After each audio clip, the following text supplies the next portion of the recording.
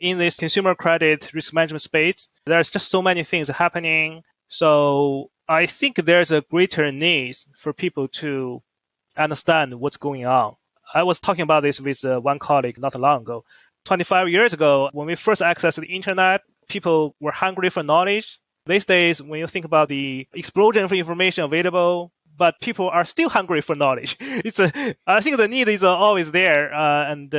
Also, I think every generation is our responsibility to transfer knowledge, right? So the book is one format, but there are many other formats. I'm still on the journey to learn how to leverage new formats. Frank Tian is the author of Unsecured Lending Risk Management, a book whose content overlaps neatly with this show's remit. So if ever there was a case of no further introduction required, this must be it. Welcome to How to Lend Money to Strangers with Brendan LaGrange.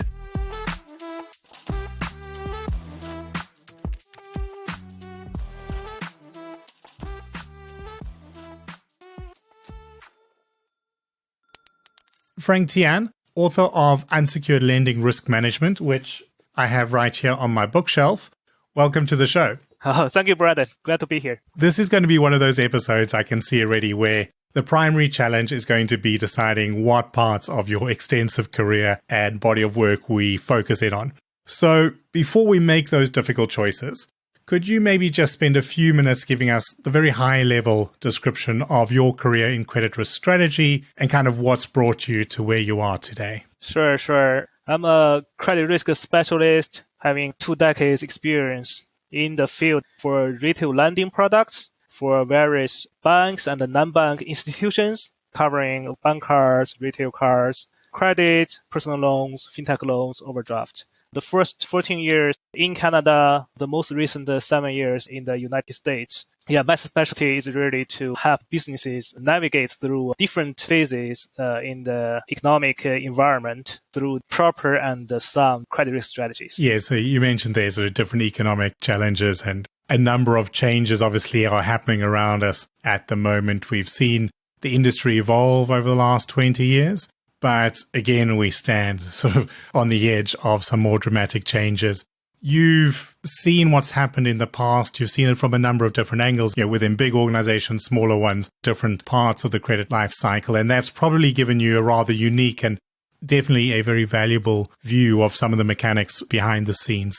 There's other people that have been in a similar position, other people who've worked as long in lending risk management as you have. But what sets you aside from all those others is that you decided to sit down and consolidate all these things that you've learned from all these different viewpoints into a book. I'm quite interested in that process. What motivated you to write Unsecured Lending Risk Management? And for those of us that are in the field and would maybe like to give it a read, what sort of topics have you gathered into that publication? Yeah, so how the book idea got started is really once you work in the industry for a while, you began to receive some questions from your colleagues. And often in time, those questions are the same questions coming up. So then I thought about this. So why this is happening? One thing for sure is that the knowledge of credit risk management is not taught in school. So usually you learn through practices. But also over the years, the structure is flatter, right? So there's one large bank I work for. They adopted the blueprint from the top consulting company, right? So they make one manager managing 6, 7 direct reports. I think some of the audiences, they can probably relate. It's very demanding for the manager, doing your day job, but also you manage the work of 6, 7 people. So what I have observed is development responsibilities somehow get lost from the management responsibilities. In some places, the managers become more project manager instead of staff manager. Then that brings the question, how do you develop yourself? So you are really on your own. So you need some opportunities, materials for yourself. Then after the great financial crisis, big banks, they retreat from the below prime unbanked segments. Then fintechs, they move in. So all in all, so inside the traditional banks, outside, you create a lot of demands for talents. And all those talents, they need to possess the business knowledge. And it's not only for risk folks, right? It's also for product marketing, even legal, compliance, auditing. just for myself, I began to receive so many questions. Then I said, okay, I should put it in the Q&A, but that list will be pretty long. Then I said, okay, maybe it's time to put it in the book, right, in a more structured way. Yeah, and I can see that happening because obviously we're also going through or have been through a big spike up in the value and the usage of data. And when you're working with data, you can sort of put almost anything in a model and you just see what the model says and you listen to it. But the flip side of that is that you can create a team of specialists who really understand what to feed the model, but haven't had sight of the business side of actually how these different bits fit together. And as you said, this is not just about risk modeling, but understanding how those all connect together and influence ultimately the losses. Because in the end, it's about growing the business, and there's many ways that we can do that better.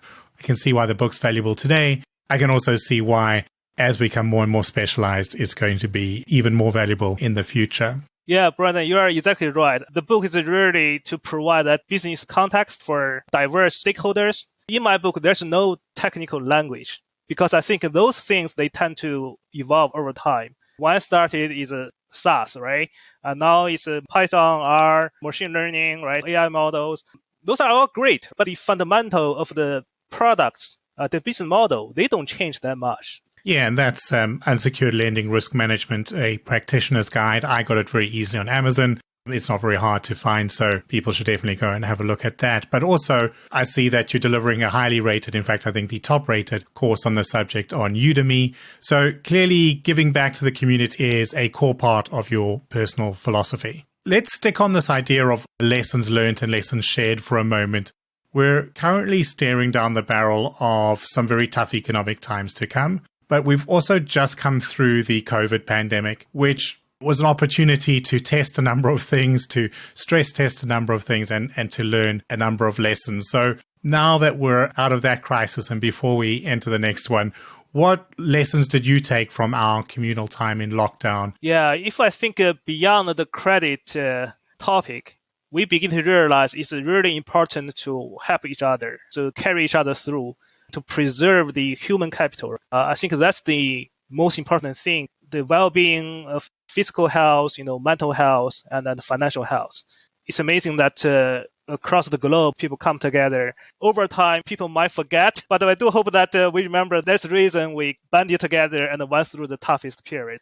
One interesting is that although many actions are well-intentioned, there are some unintended consequences along the way, right? We made some calls, but not necessarily right. So my lesson from this is we really need to stay humble. As much as we would like to think we are experts, specialists, but there are many things we don't know, right? Things are interconnected right now. So you pull one string, it might trigger something else. So we need to be critical about what we hear, right? What we read. We need to be critical about our own beliefs. Yeah, I think that's a great takeaway. And as big a shock as that pandemic was, we went into that at least with a pretty solid economic footing. Now that we've come through the other side, when you look at the portfolios that you're seeing in Canada and the USA, how strong is it? Where are its weaknesses? What are the things that you are seeing as notable? Yeah, the market definitely develops pretty fast with some unexpected events. But one main theme this year is the interest rate, because that drives the pricing cost of many lending products. And what influences the interest rate is really first the inflation, the other one is the unemployment rate. The good news is in the US and Canada, the inflation has peaked. From the 6 months ago, they gradually come down. Inflation, US is right now is around 6%. Inflation in Canada just about 5%. For the unemployment rate, both countries have the numbers at historically low. So good fundamentals. So the interest rate hike period probably is near the end. That's a signal from the latest Fed meeting. Actually, Canada already paused once in March meeting as well. But obviously, we will see some credit normalizations, which means all the risk matrix will go up because we saw that the early stage roll rate began to trend up. But again, when you look at the trajectory, it just goes back to 3 years ago, right, before the pandemic. So I think fundamentally it's still sound. Yeah, that's good to hear. And I think, as you said, we saw a lot of interest rate rises and that remains the core headline, but hopefully the worst of that is behind us. Of course, interest rate rises and inflation are both cumulative. So a 5% rise is now on top of a 10% rise from the other year, but hopefully the worst is behind us. Now, I'm perhaps belaboring this sort of pre-COVID, post-COVID comparison as a script device today, but I'll do it once more. One of the defining products to come out of lockdown seems to be buy now, pay later. But post-pandemic, it's a sector that's had a swift reckoning, with many of the headlines now saying it's all but dead. What do you think? Is there still a role for buy now, pay later to play? Or do you think this is a product that's going to essentially sort of wash itself out of the system? Buy now, pay later is becoming an important part of the overall credit ecosystem. But what we really are seeing is the divergence of different players.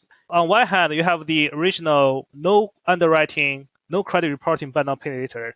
That's that. They probably shouldn't start that way in the first place, right? So you need to do the proper fundamental things. On the other hand, you have the more responsible buy now, pay later players. My message to them, if you are doing the right thing, you should scream that, right? On top of the roof, right? You tell people all the right thing you are doing, so differentiate yourself. So pure players, they begin to either retreat, right, from the secondary market, or they pivot into banks, right? So to cross-sell some other products, leverage their strong tech to really match the merchandise with the consumers to continue to provide a value beyond the simple credit function, because the competition is just too fierce over there. Then you have the traditional players, card issuers, card networks. They work together to provide the similar functions at POS or even post-authorization. Yeah, and I think for me, the core takeaways of consumers value transparency rather than, what can be a really complicated model in the credit card world. And two, it's that targeted ability. I want to put this one thing onto a payment plan, not necessarily, my whole month's worth of credit card spend.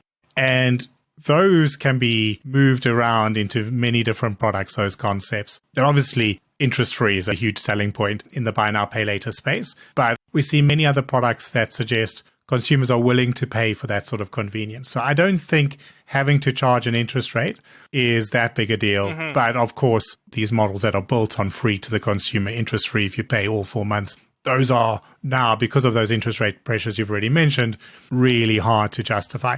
Not impossible. On this show, I've interviewed buy now, pay laters from South Africa where low interest rates are already, in the teens. So there is a way to make it work, but much harder now that rates are rising.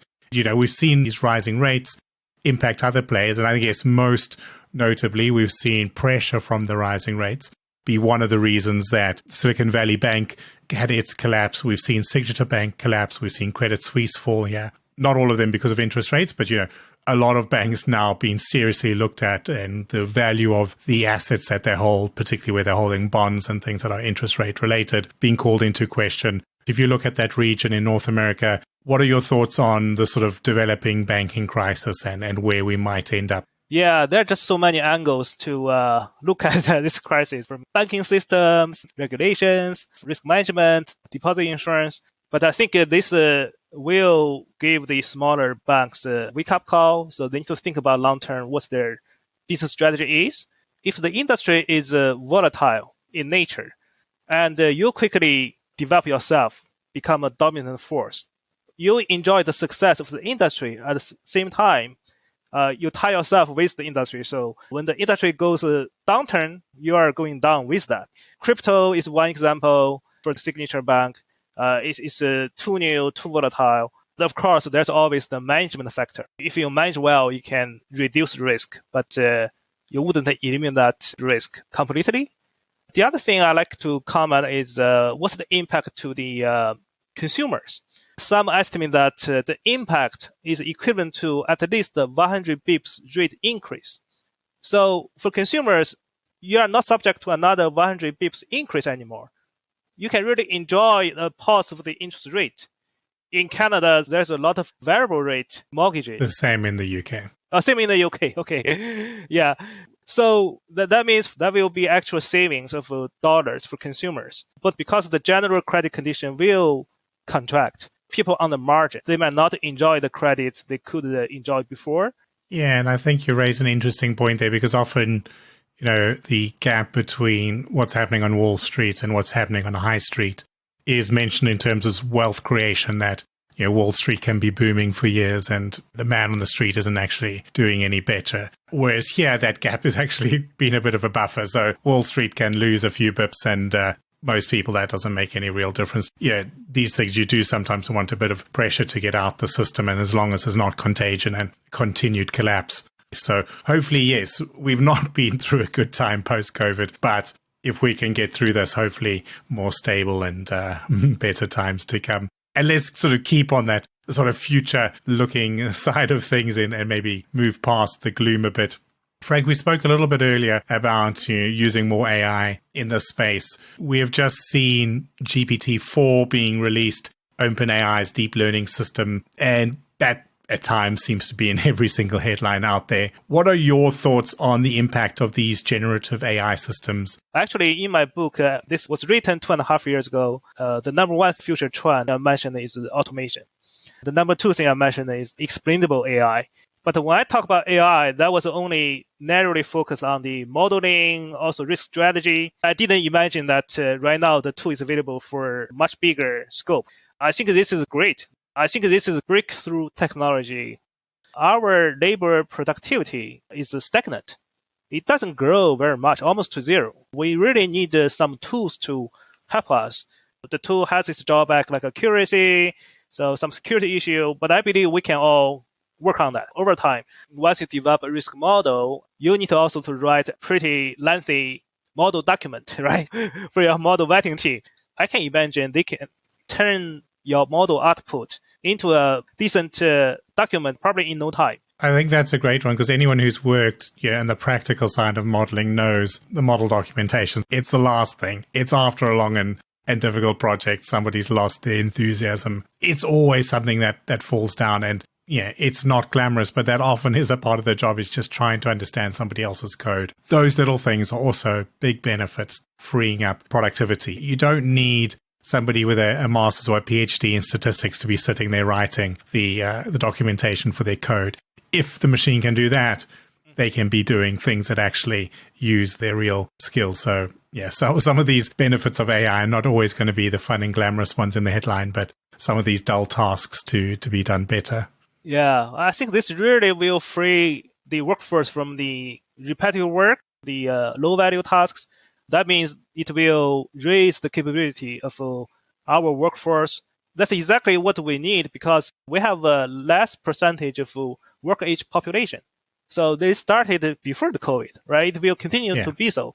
So I think with the AI tool, this can really help us produce more, right? Create a bigger pie for all of us. So that's good for the economy, for the society. Frank, I know you're very busy, so thank you so much for your time here. You're doing so many different things. I see you've just published a new book, but what else are you working on? Yeah, these days, beside the day job, I do want to put more time to create more contents.